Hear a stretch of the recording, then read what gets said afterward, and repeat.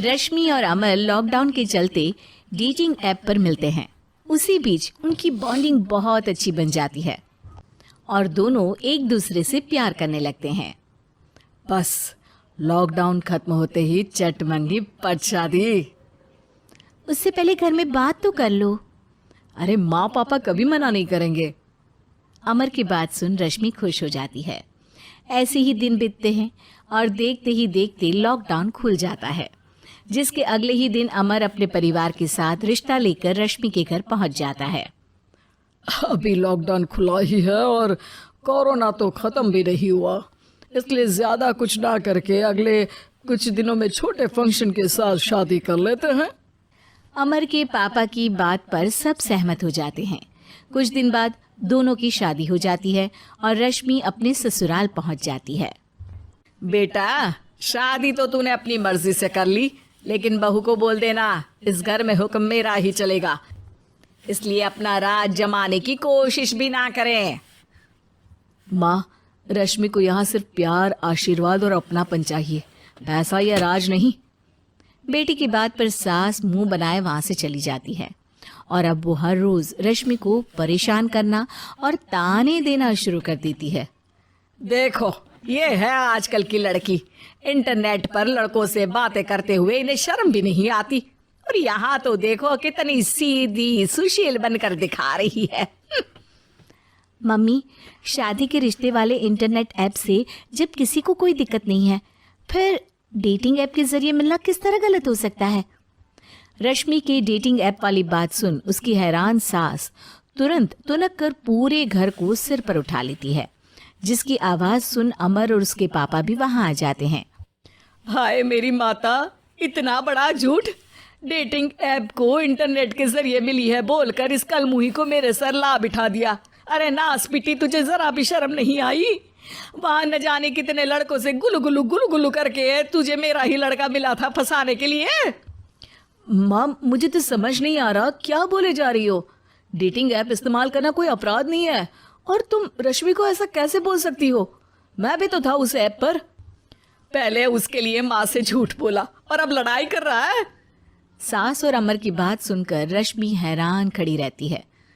अमर, तुमने घर में झूठ क्यों बोला? ये सब देख रही हो ना, इसी की वजह से झूठ बोलना पड़ा। एक तरफ अमर और रश्मि की ये बात चल रही होती है, वहीं दूसरी तरफ सास का नॉन स्टॉप क्लेश सबको परेशान कर देता है। सब एकदम चुप, जो हुआ सो हुआ, अब मुझे कुछ ना सुनाई दे। पति की बात सुन सास चुप होकर वहां से चली जाती है, लेकिन अब वो रश्मि के सिर दुनिया भर के सारे काम डालकर उसका जीना पहले से भी ज्यादा मुश्किल कर देती है। मम्मी, मैं आपका गुस्सा समझ सकती हूँ, आपको जो करना है कर लीजिए, मैं कभी कुछ नहीं बोलूँगी। उम्मीद है किसी दिन तो आपका गुस्सा शांत होगा और नफरत प्यार में बदलेगी। रश्मि की अच्छाई को उसका नाटक समझकर सास गुस्से के 7वें आसमान पर चढ़ जाती है और उसी शाम रश्मि को नीचा दिखाने के लिए अपनी सहेलियों को घर बुलाकर उसकी बुराइयां करने लगती है। अरे कौशल्या, क्या बताऊं, आजकल के बच्चे ना बहुत एडवांस हो गए हैं। पहले रिश्ते घर परिवार वाले सब देख परख के कराते थे, और अब ये लोग खुद न जाने कहाँ कहाँ मिलकर खुद ही सब कुछ पक्का करके हमें बता देते हैं।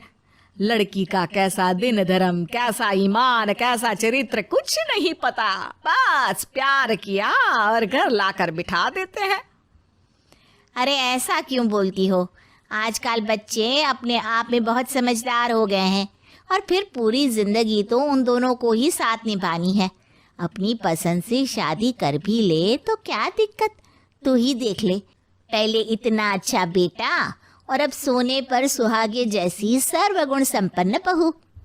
अरे पता है, अभी कुछ दिन पहले मेरी बेटी ने मुझे डेटिंग ऐप के बारे में बताया, जहाँ लड़का लड़की अपनी पसंद से अपने आप एक दूसरे को चुन लेते हैं, और फिर अगर सब सही रहता है तो बात आगे भी बढ़ जाती है।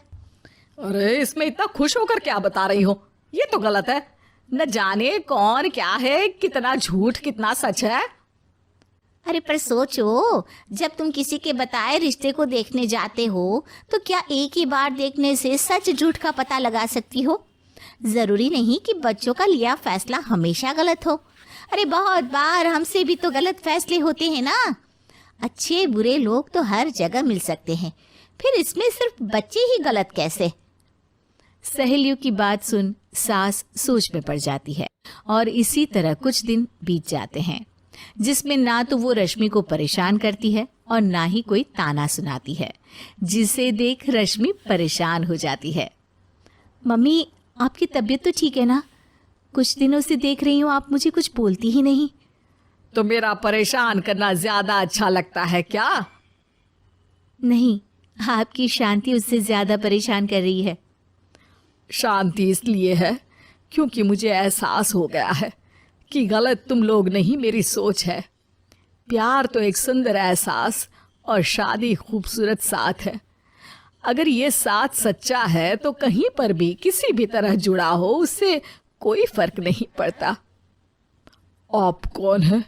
इतनी अच्छी बातें मेरी पत्नी तो नहीं बोल सकती।